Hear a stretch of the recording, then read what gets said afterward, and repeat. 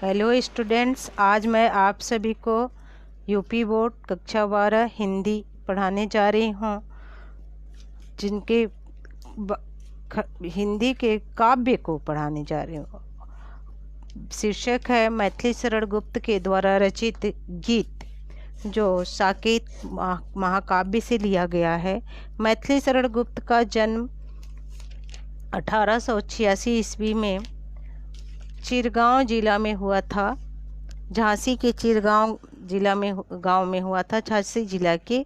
और ये उस समय के राष्ट्र कवि भी घोषित किए गए थे, क्योंकि इन्होंने एक रचना की थी भारत भारती, जिससे इनको राष्ट्र कवि की उपाधि से विभूषित किया गया था। और इनकी मृत्यु 1964 ईस्वी में हुई थी। इन्होंने बहुत सारी रचनाएं लिखी हैं, जिनमें प्रमुख रचनाएं हैं साकेत, भारत भारती, यशोधरा, जयद्रथ वध, झनकार, सिद्धराज, कुणाल गीत, अनक, पंचवटी, द्वापर, नहुस, पृथ्वीपुत्र, प्रदक्षिणा, प्लासी का बुद्ध युद्ध, मेघनाद वध, वृत्त संहार आदि इनकी अनुदित रचनाएं हैं और ये राष्ट्रकवि थे।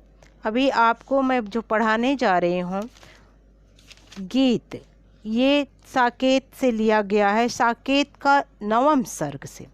साकेत में 12 सर्ग है और महाकाव्य, खड़ी हिंदी का महाकाव्य इसको कहा गया है। इसमें 12 सर्ग है और साकेत को 9वां सर्ग से लिया गया है। और 9वां सर्ग को साकेत का प्राण कहा गया है। बहुत ही सुंदर है। इसमें उर्मिला के विरह का वर्णन बहुत सुंदर किया गया है।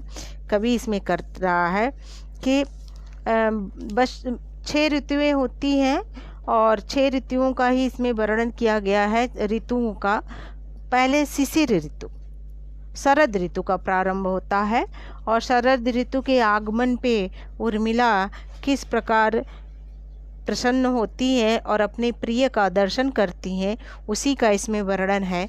उर्मिला कह रही हैं कि निरख सखी ये खंजन आए।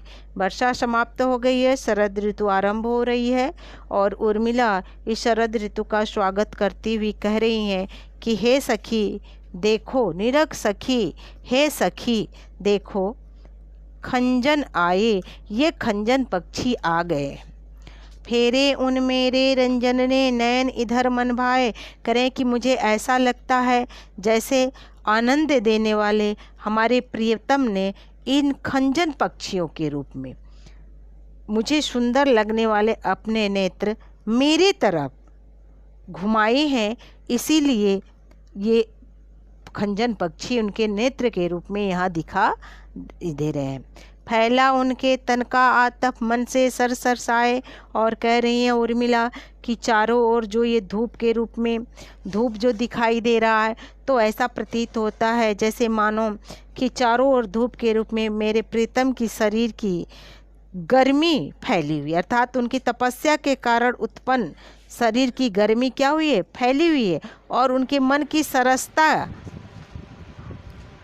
की सरसता और स्निग्धता, कोमलता के कारण ही क्या है, ये सरोवर के जो है सर माने तालाब, कमल के फूल से खिल उठे। घूमे हुए इस ओर वहाँ, कह रही है उर्मिला कि घूमे हुए इस ओर वहाँ करके, वहाँ वन में प्रियतम घूम रहे होंगे और ये हंस यहाँ उड़ छाए और उस मंद मंद गति को स्मरण दिलाने के लिए ही ये हंस जो है यहाँ उड़कर आ गए। करके ध्यान आज इस जन का निश्चय ये मुस्काए। उर्मिला कर रही हैं कि निश्चित रूप से ये प्रीतम वन में मुझके इस जन माने अपने आप को, स्वयं को करेंगे कि निश्चित रूप से वे वहाँ वन में प्रीतम क्या कर मुझे मेरी याद करके अवश्य, इसीलिए फूल उठे हैं कमल, इसीलिए यहाँ तभी ये फूल जो हैं, कमल के फूल जो हैं यहाँ खिल उठे हैं। और अधर से यह बंदूक सुहाए, और लाल रंग के बंदूक के फूल जो उनके लाल लाल होठों के समान सुंदर लग रहे हैं, खिल उठे हैं। बंदूक मने होता है दोपहरिया का फूल, जो 10 बजे 10 बजिया फूल भी जिसको हम लोग कहते हैं, तो जो 10 बजे खिलते हैं धूप के निकलने पे, तो वही उर्मिला कह रही हैं कि फूल उठे हैं कमल, उनके इधर देखे हैं, इसी से ये कमल खिल उठे हैं और वो मुस्कुरा रहे हैं, इसी से ये बंदूक उनके होठ के समान लाल लाल होठों की तुलना की जाती है, बंदूक से, दोपहरिया के फूल से की जाती है। तो कवि यही कह रहा है कि अधर से यह बंदूक सुहाए, इसी से ये बंदूक का फूल जो दोपहरिया का फूल है वो खिल उठा है। फिर उर्मिला कहती हैं कि स्वागत स्वागत शरद, हे शरद ऋतु, तुम्हारा क्या है, स्वागत है, स्वागत है। भाग्य से मैंने दर्शन पाए, करके मैंने बड़े भाग्य से आज तुम्हारे दर्शन पाए हैं, क्योंकि आपके ही आगमन में मैंने अपने प्रिय का दर्शन किया है।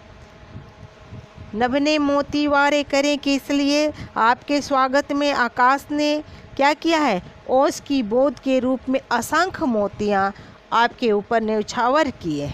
लोए अर्श अर्घ भर लाए और मेरे नेत्र भी तुम्हारे स्वागत के लिए आंसू रूपी अर्घ लेकर प्रस्तुत हुआ है। अर्घ का मतलब होता है जो पूजा में हम लोग जल समर्पित करते हैं, उसको अर्घ कहा जाता है। आगे देखिए, बहुत सुंदर है। शिशिर नफिर गिरिवन में, शिशिर नफिर गिरिवन में, शरद ऋतु के बाद शिशिर ऋतु का प्रारंभ होता है और शिशिर ऋतु में बहुत ही ठंड पड़ती है। तो यहाँ पे जो है उर्मिला विरह से पीड़ित शिशिर ऋतु को संबोधित करते हुए कहती हैं कि हे शिशिर ऋतु, शिशिर नफिर गिरिवन में, हे शिशिर ऋतु, जंगलों और पर्वतों में, गिरि मने पर्वत, वन मने जंगल, पर्वतों और वनों में मत घूमो। जितना मांगे पतझड़ दूंगी मैं इस निज नंदन में, कह रही हैं कि तू जितना भी पतझड़ चाहे, अर्थात जितने पत्ते तुम्हें चाहिए वे मैं इस निज नंदन में, नंदन मने होता है इंद्र का बगीचा, तो कह रहे कि निज नंदन, अपने शरीर रूपी बगीचे में तुम्हें जितना पत्ता चाहिए उसे तुझे मैं अपने नंदन वन के समान इस शरीर से ही दे दूंगी। कितना कंपन तुझे चाहिए, कह रही है कि हे शरद ऋतु, तुम्हें कितना कंपन चाहिए, तुम कितना शरीर को कपा देने वाली ठंड चाहती हो। ले मेरे स्तन से, तो तुम जो भी तुम्हें कंपन चाहिए, ठंड उतने कपकपी चाहिए हुए मेरे इस शरीर से ही प्राप्त कर सकती हूँ। अर्थात कहने का मतलब है कि मैं विरह के कारण, प्रिय के विरह के कारण इस शीत ऋतु में भी, शरद ऋतु, शिशिर ऋतु में भी निरंतर कांपती रहती हूँ। इसलिए तुम्हें जितना कंपन चाहिए मैं उतना कंपन अपने इस शरीर में दे सकती हूँ। तुम्हें जंगलों और पर्वतों पे जाने की आवश्यकता नहीं है। फिर उर्मिला कह रही हैं कि सखी कह रही पांडुरता का क्या अभाव आनन में। उर्मिला कहती है कि हे शिशिर,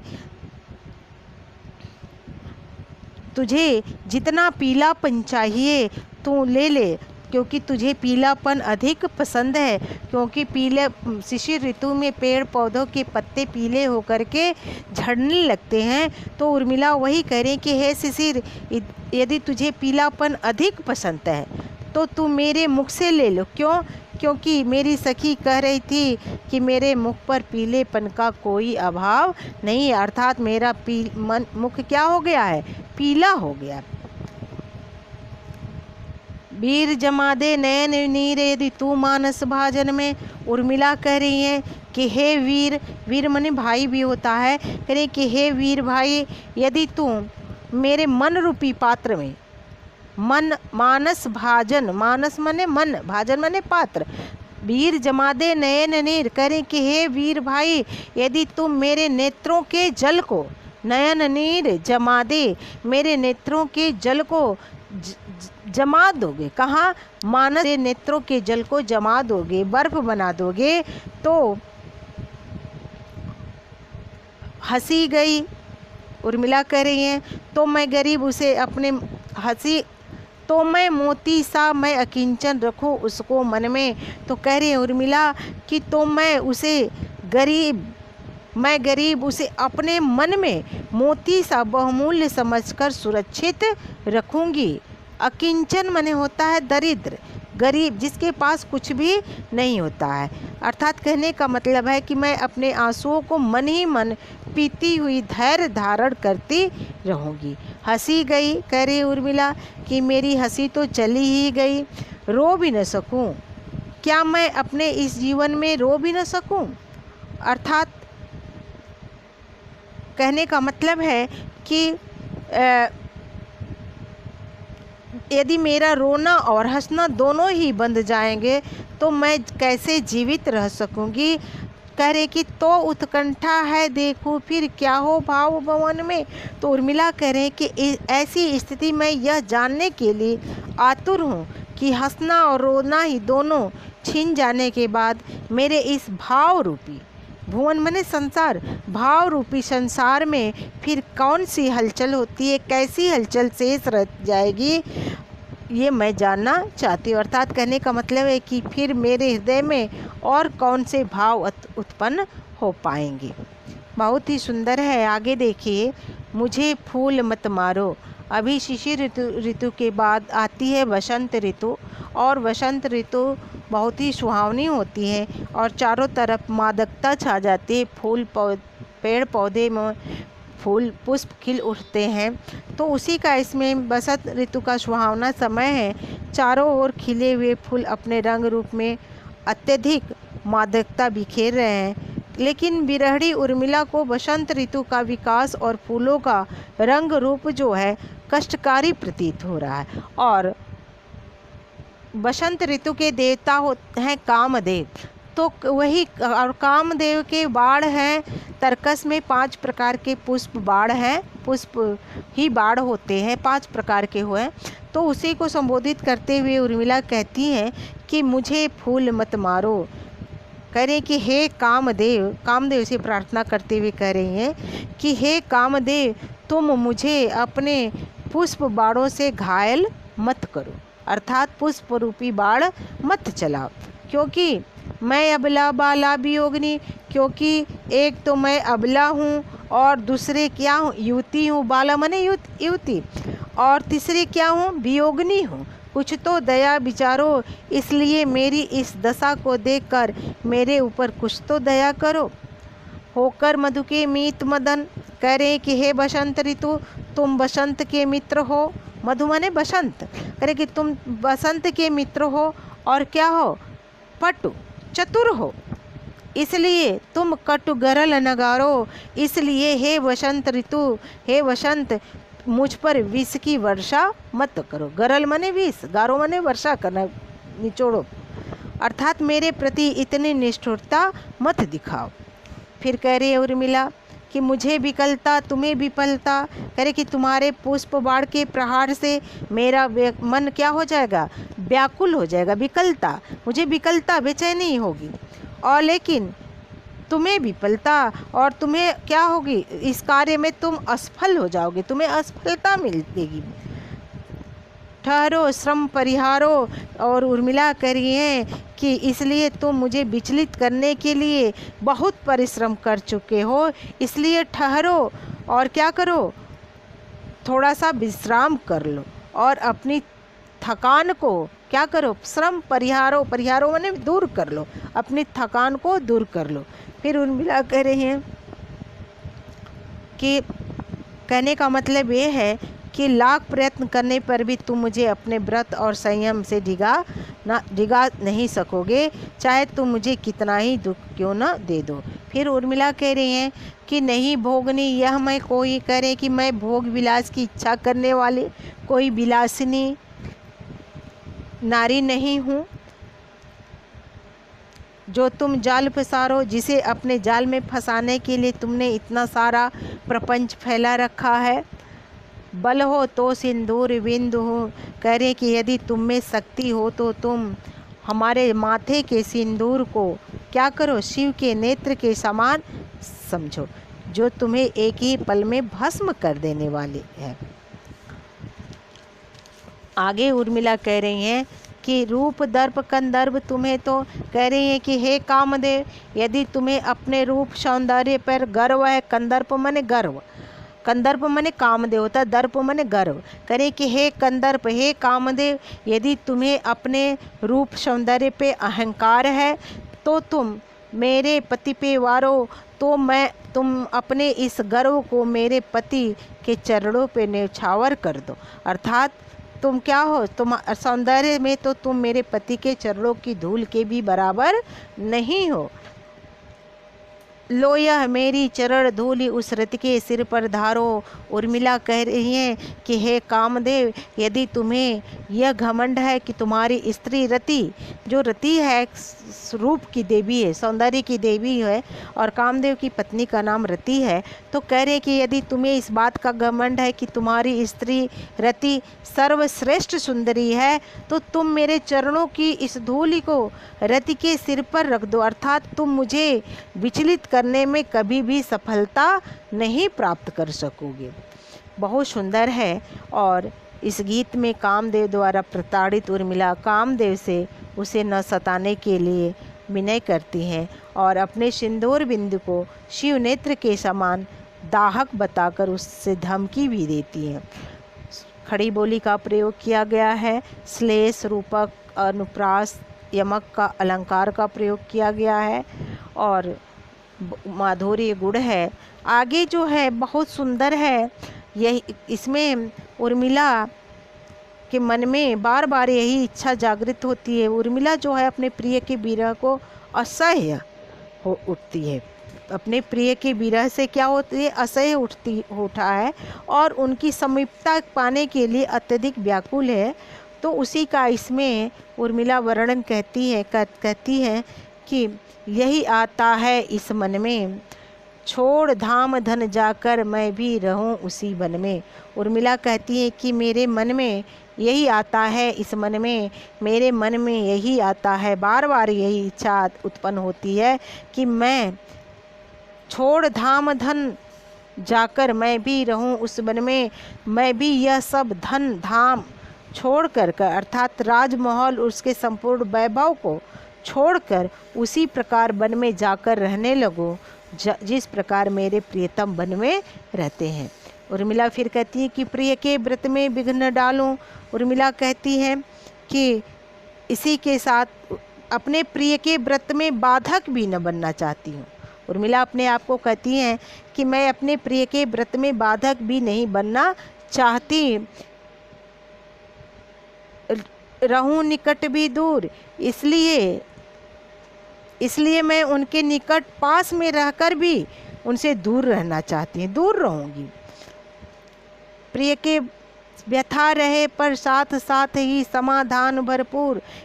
उर्मिला कह रही हैं कि मैं चाहती हूँ कि मेरी यह विरह व्यथा यथावत बनी रहे, जैसी है वैसी ही रहे, परंतु साथ ही साथ उसका भरपूर समाधान भी होता रहे। कहने का मतलब यह है कि मैं शारीरिक रूप से उनसे दूर रहूं, किंतु बीच बीच में उनके दर्शन करके अपने विरह व्यथा को दूर भी करती रहूं। हर्ष डूबा हो रोदन में यही आता है इस मन में, करें कि मेरे मन में यही आता है कि मैं अपने प्रिय के दर्शन से आनंदित होती रहूं और उनसे प्रत्यक्ष न मिल पाने के कारण निरंतर विलाप भी करती रहूं, रोती भी रहूं, यही मेरे मन में आता है। बीच बीच में उन्हें देख लूं मैं झुरमुट की ओट। उर्मिला कहती हैं कि वन में अपने प्रियतम के समीप रहते हुए मैं बीच बीच में थोड़ी थोड़ी देर के बाद झुरमुटों की ओट से अपने प्रियतम को देखती रहूं। जब वे निकल जाएं तब लेटूं उसी धूल में लोट। और उर्मिला कह रही हैं कि जब मेरे सामने से मेरे प्रियतम अर्थात लक्ष्मण निकल जाए तो मैं उस मार्ग की धूली में लौटती हूँ, लेटी रहूं। इस प्रकार रहे रत वे निज साधन में। उर्मिला कह रही हैं कि इस प्रकार मेरे प्रियतम निरंतर अपनी साधना में लगे रहें, यही आता है इस मन में, और मेरी उपस्थिति उनकी साधना में बाधा न पहुँचाए, यही मेरे मन में आता है। जाती जाती गाती गाती कह जाऊं यह बात। उर्मिला बहुत सुंदर है, कह रही है कि पीड़ा और व्यथा की स्थिति में भी उर्मिला अपना संदेश देती हुई कहती हैं कि मेरे मन में तो यही आता है कि मैं गाती गाती जाती जाती, गाते गाते और जाते जाते कह जाऊं यह बात, यही बात कह जाऊं कि हे मनुष्यों, धन के पीछे जन, हे जन मने लोग, हे मनुष्यों, इस संसार में, जगती में, इस संसार में धन के पीछे, धन और वैभव के लिए उचित नहीं उत्पात और संघर्ष करना उचित नहीं है, ठीक नहीं है। प्रेम की ही जय जीवन में, करे कि इस जीवन में प्रेम की ही विजय होती है, यही आता है इस मन में, धन की नहीं आता है, यही मेरे मन में बार बार विचार आता है, ऐसा उर्मिला कहती हैं। इसमें पद में उर्मिला अपने प्रियतम से मिलने की तीव्र आकांक्षा को व्यक्त करती हैं। भाषा जो है भाव प्रधान खड़ी बोली है। शैली गीत शैली का प्रयोग किया गया है। वियोग श्रृंगार रस है, माधुर्य गुण का प्रयोग किया गया है। छंद गेय पद है और यह जायसी के नागमती के वियोग वर्णन से भी लिया गया है। जैसे नागमती कहती हैं कि यह तंजारों छारी के कहो कि पवन उड़ाए, मकुते ही मार गिर पड़े कंत धरे जहाँ पाँव, उसी से संबंधित ये है। बहुत ही सुंदर है। यदि ये वीडियो आपको अच्छा लगा तो चैनल को लाइक और सब्सक्राइब करना न भूलिएगा। थैंक यू, धन्यवाद।